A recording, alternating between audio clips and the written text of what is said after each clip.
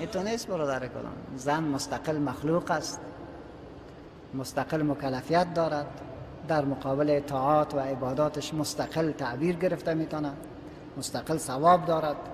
اما تو که ما به زن ضرورت داریم، کل دنیا میگه من خانه فلانه خراب شد که زنش بمره، اما تو زنها با ما ضرورت داره. بنان نه ما ملکی میتونیم کده نه او ملکی بکنه. بنان بودن در حقیقت امو زیبایی را میدهد. و ای که تو بگویم که زن جنت نداره، این درست نیست. زن چرا جنت نداره؟ قرآن تثبیت میکنه الذاکرین و الذاکرات والصائمین و الصائمات اعد الله لهم جنه، بردیش میدهد. تعبیر درست نیست که از بگه که زن جنت نداره. چرا نداره؟